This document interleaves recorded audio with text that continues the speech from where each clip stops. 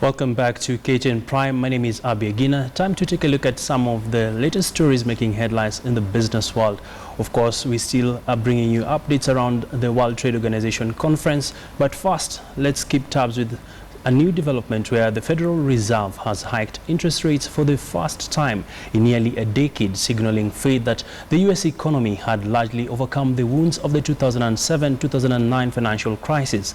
The U.S. Central Bank's policy setting committee raised the range of its benchmark interest rate by 25 basis points to between 0.25% and 0.5%, ending a lengthy debate about whether the economy was strong enough to withstand higher borrowing costs. Fed Chair Janet Yellen said the economy was performing well and expected to continue to do so, as the committee judges that a modest increase in the federal funds rate is appropriate.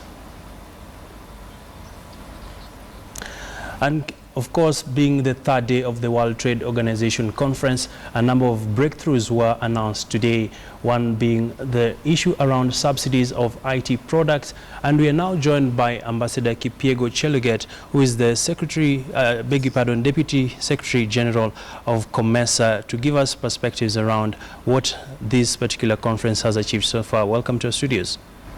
Yeah, thank you very much. I think, first of all, it is a major breakthrough for Kenya being a host.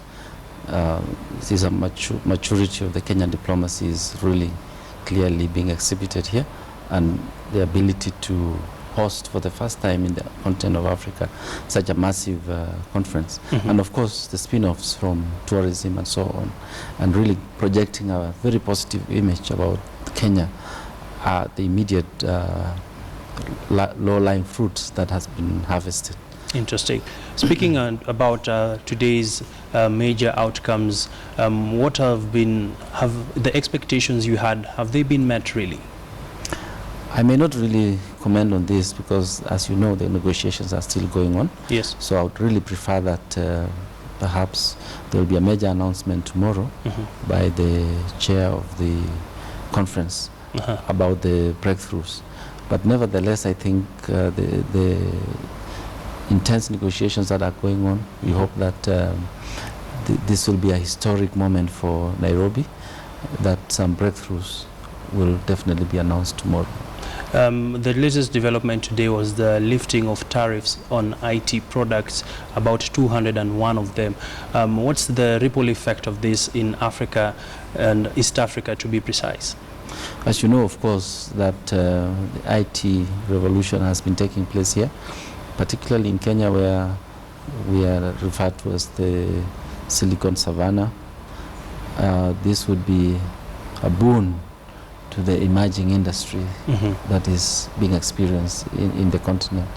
And obviously the availability and the easy access of mobile phones would enable and embolden this industry, and I'm very hopeful that this is very, very good news for this particular industry. The other area of concern that came up in today's sessions was on how do we grow intra-African trade. You sit at the COMESA. We've seen a number of regional bodies coming up to try and champion for trade issues. Currently, as we speak, intra-Africa trade is at about 15%. Of course, this is quite low compared to what's happening in other developed economies. Why is it that it has been difficult for African countries to trade with one another, and what is the solution for this?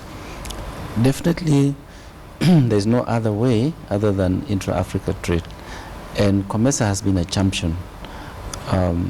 Since 2000, COMESA has signed on a free trade areas, and more recently we have been championing the tripartite free trade area comprising of COMESA, East African Community, and SADC.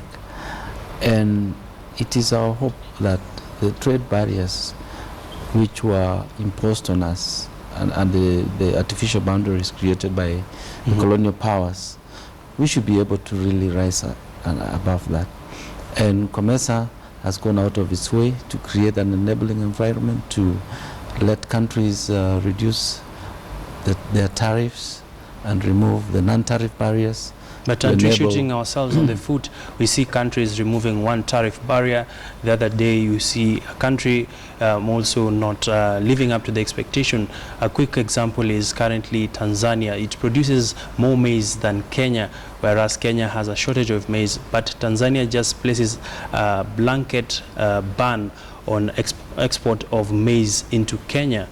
Are we really interested in living to see that there is free trade across the African countries, really? This is the challenge that our leadership really should take up. There should be, I think, more emphasis on intra-Africa trade. Long after this WTO conference is over and everything else has settled down, I think it is high time our leaders really reassess the state of intra-Africa trade and look at why the growth rate in inter-Africa trade is very, very low.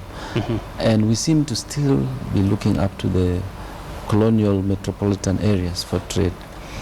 There has been, of course, in COMESA, a substantial growth since the year 2000. There's been a fourfold growth to about $20 billion. But this is really very, very small. So, in my view, there has to be strong political leadership. There has to be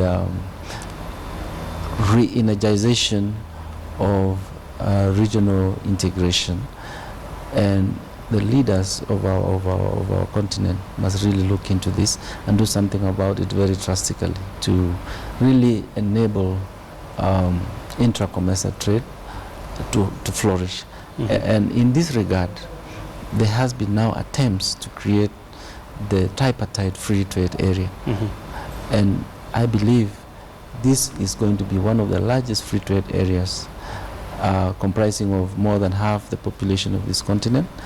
And this would be the right path. And as you know, the negotiations are still going on, even though there's an agreement which was signed in Sharm el-Sheikh in June this year. Negotiations has been going on around areas of the rules of origin, Yes. and also tariff offers, which have been slow in coming. So again, we need our political leaders to look at the tripartite arrangement, give it the necessary impetus so that we can really move forward. That's an interesting place to end this conversation around the WTO.